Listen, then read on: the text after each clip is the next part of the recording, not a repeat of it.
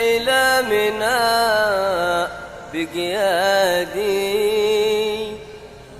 هيجتم يوم الرحيل فؤادي سرتم وسار دليلكم يا وحشتي الشوق أقلقني وصوت الحادي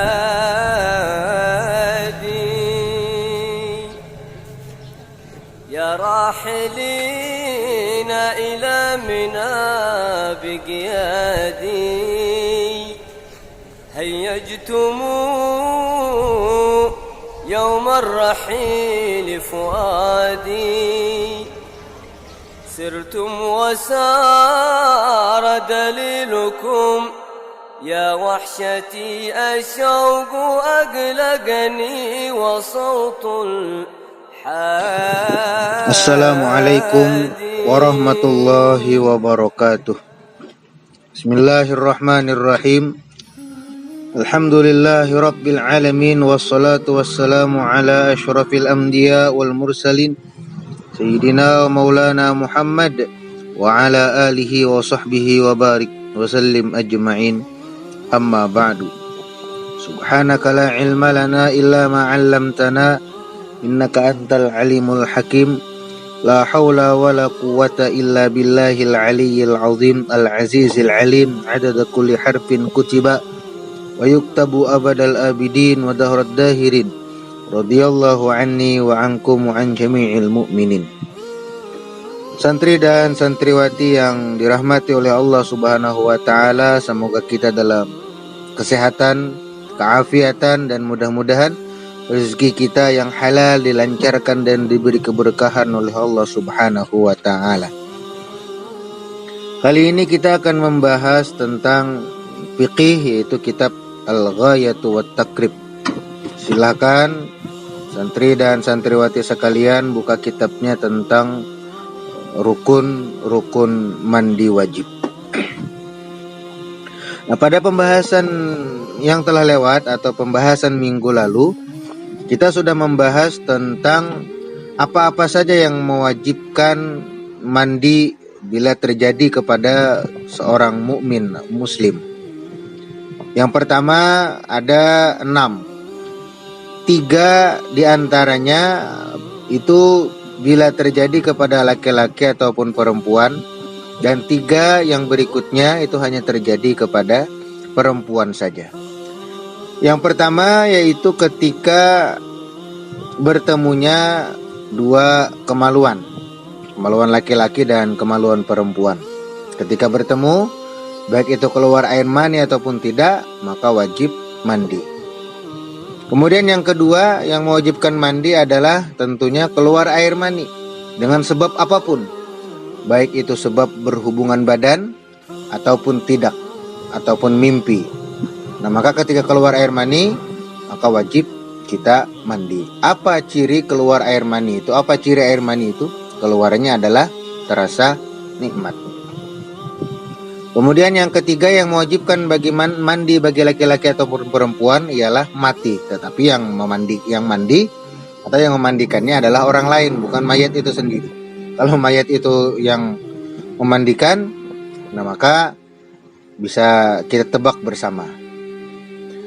Kemudian yang berikutnya yang hanya terjadi kepada perempuan, yaitu pertama setelah selesai haid bagi perempuan. Kemudian yang kedua setelah selesai nifas bagi perempuan. Yang ketiga yaitu setelah melahirkan. Nah, kali ini karena kita sudah membicarakan tentang perkara yang mewajibkan mandi, maka kali ini kita akan membahas tentang rukun mandi. Kalau dalam sembahyang itu rukun sembahyang ada 13, dalam wudu ada 6. Nah, sekarang apa saja rukun-rukun atau yang wajib kita lakukan ketika mandi? Qala al-musannifu rahimahullahu ta'ala wa nafa'ana bi jami' ulumihi fid dharaini amin. Faslun, ini satu pasal. Wa faraidul ghusli salasatu asya'a. Bermula rukun-rukun mandi atau bermula fardu mandi, salah satu asya'a, ada 3 perkara. Jadi ada 3 rukun mandi. Ada 3 yang wajib kita lakukan ketika kita mandi. Yang pertama an-niyatu. Yang pertama adalah niat. Nah, maka baik untuk orang yang junub, itu niatnya adalah raf'al janabah, atau boleh juga raf'al hadasil akbar, mengangkat junub atau mengangkat hadas yang besar.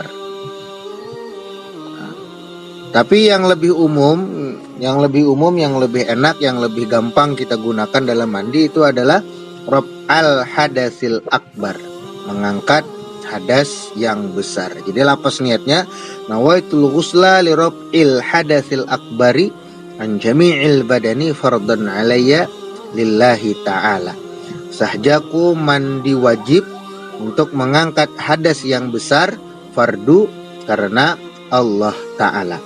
Nah, jadi kalau sudah menggunakan niat raf'al hadasil akbar, mengangkat hadas yang besar, maka apapun yang terjadi kepada kita, baik itu untuk laki-laki ataupun perempuan, niatnya dengan mengangkat hadas yang besar, maka itu sudah cukup, dan itu sudah mencukupi untuk kita mandi wajib. Jadi niat pertama, yang pertama daripada rukun mandi adalah mengucapkan niat atau mengisyaratkan niat di dalam hati, yaitu sahjaku mandi untuk mengangkat hadas yang besar. Bisa juga kalau memang junub, sahjaku mengangkat hadas junub. Atau kalau setelah haid, sahjaku mengangkat hadas haid, atau sahjaku mengangkat hadas nipas. Atau bisa juga kalau setelah melahirkan, sahjaku mandi karena melahirkan. Nah, seperti itu boleh semuanya, tapi yang lebih umum saja, yang lebih baik kita gunakan, yaitu raf'al hadasil akbar, mengangkat hadas yang besar. Lalu kemudian niat ini kapan meletakkan niatnya? Nah, niat ini haruslah dilaksanakan atau diletakkan bersamaan dengan permulaan basuhan. Pas pertama kali kita mengubui awak kita, maka ketika itulah kita meletakkan niat mandi tadi. Jadi pas awal-awal meletakkan niat. Awal-awal membasuh badan. Boleh aja misalnya pertamanya itu pas banyu kita pancurakan mulai keran atau mulai shower. Nah, kita andak batis kita, lalu kita andak niat andak batis, kemudian karena banyu, lalu kita niatkan sahjaku mandi wajib untuk mengangkat hadas yang besar karena Allah Ta'ala. Nah, itu boleh seperti itu. Atau mulai kepala, bisa juga kubui kepala. Ketika mengubui tadi atau ketika shower anda banyu, pokoknya banyu awal mengenai anggota yang kita basuh, maka langsung niatkan, itu boleh. Sisa-sisanya itu hanya meratakannya saja.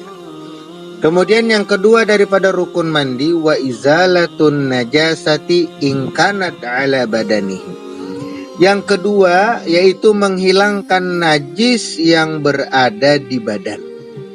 Kalau misalnya kada ada najis di awak ulun, ya berarti rukun kedua ini tidak perlu. Nah, yaitu kada perlu kita menghilangkan, mencari-cari najis di awak, kada ada najisnya. Nah, maka berarti hanya mengangkat hadas besar. Nah, dalam sebahagian kitab memang tidak ada juga disebutkan untuk menghilangkan najis ini.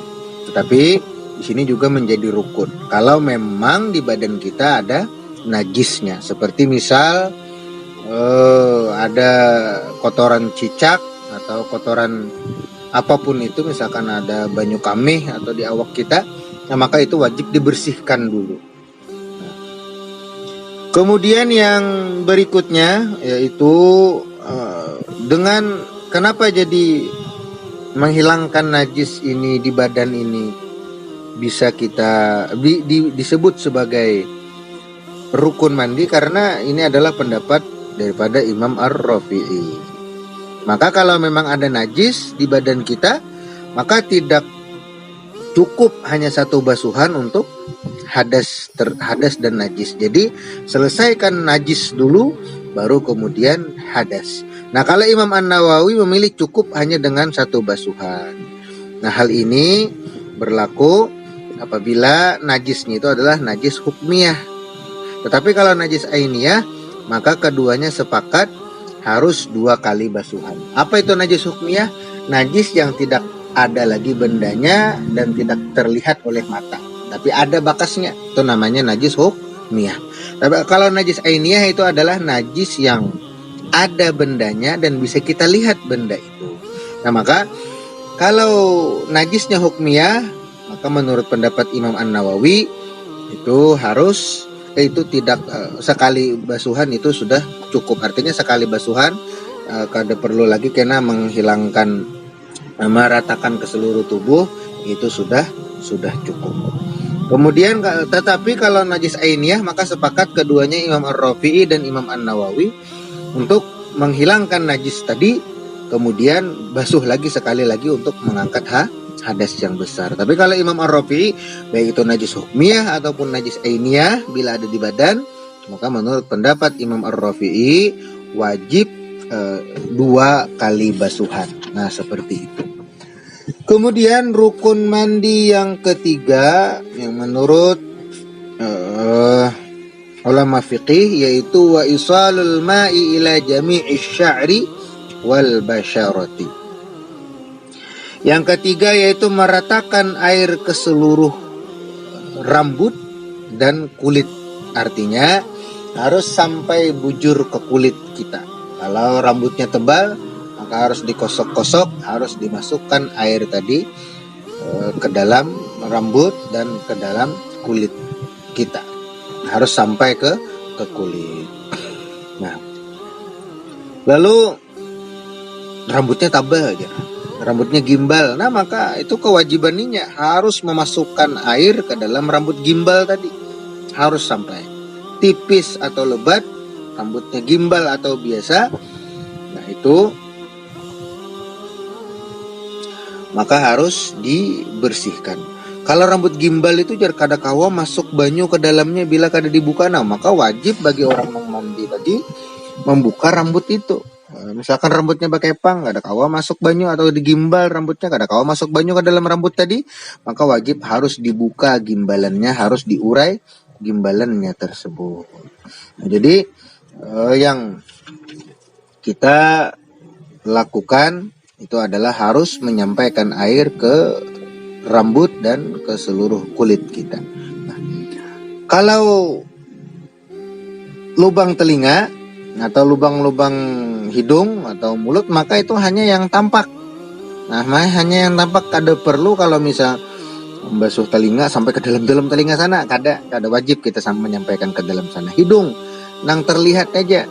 Nah, hidung nang terlihat. Nah, jangan sampai masuk ke dalam benar, itu menyakiti ngarannya lawan kita. Dan perlu juga diperhatikan adalah lipatan-lipatan yang ada di badan kita. Seandainya orang itu lama ataupun kurus misalnya ada lipatan, ya harus sampai ke dalam lipatan itu. Dan juga wajib meratakan air sampai bagian bawah kulup dari orang yang masih berkulup. Apa itu kulup? Nah, orang yang belum bersunat itu ngarannya berkulup ngarannya.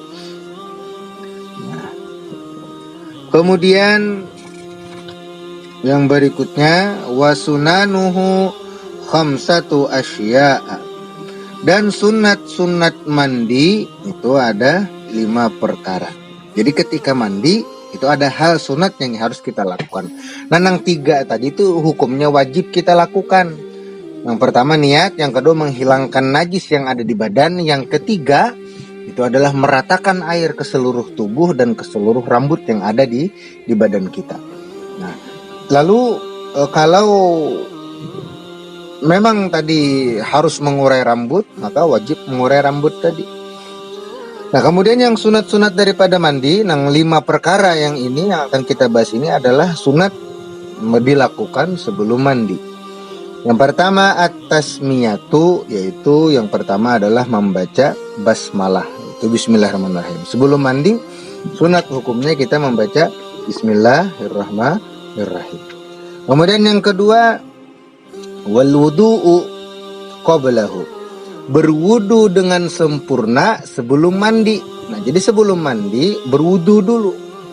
Atau bisa dulu kalau memang bersihkan dulu kemaluan, misalkan haid maka bersihkan dulu kemaluannya, atau junub bersihkan dulu kemaluannya, kemudian baru berwudu. Nah, setelah berwudu baru baca bismillah, kemudian kubui awak kita dengan air, lalu ketika itulah pasang niat yang benar. Kemudian yang berikutnya daripada setelah membaca basmalah dan berniat, lalu kita melanjutkannya lagi dengan yang lainnya. Kemudian yang sunnah berikutnya adalah wa imrarul yadi 'alal jasad. Sunnah yang ketiga yaitu menggosokkan tangan pada badan. Jadi tangan harus kita gosok-gosokkan, itu sunat hukumnya. Yang keempat wal muwalatu. Yang keempat adalah bersambung, kada terputus-putus mandinya. Tapi kalau memang mandi terputus-putus itu boleh, misalnya ini hanyar kawin ya, misalnya supan ketahuan min Tuhan. Jadi limbah tuntung berdua laki bini misal, lalu basuhai dulu kepala dengan niat sah joko mandi wajib kena Allah Ta'ala. Nah, mbah itu subuh kena mandi mulai bahu aja lagi menyambungnya, nah itu boleh. Nah, itu boleh. Tapi ya dengan syarat kadang mengalakukannya lagi. Nah, jadi tapi nang sunatnya itu, nang bagusnya itu adalah langsung selesai mandinya. Kemudian yang terakhir adalah taqdimul yumna 'alal yusra. Nah, mendahulukan membasuh sebelah kanan atas sebelah kiri. Artinya dahulukan dulu membasuh sebelah kanan, kemudian baru sebelah kiri. Nah, jadi itu adalah hukumnya sunat. Sunatnya ada 5. Pertama baca basmalah, kedua berwudu, dan berlaku juga sunat-sunat di dalam berwudu lah. Sebelum kita berwudu, sunat-sunat wudu itu juga harus kita perhatikan. Kemudian yang ketiga menggosok-gosokkan tangan ke badan. Yang kelima bersambung sampai selesai. Yang keempat bersambung sampai selesai. Yang kelima kemudian mendahulukan bagian kanan daripada bagian kiri.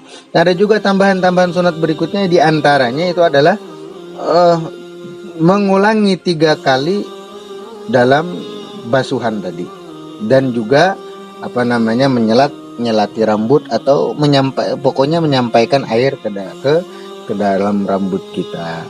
Nah, itu saja yang kita bahas kali ini tentang rukun mandi dan sunat-sunat mandi.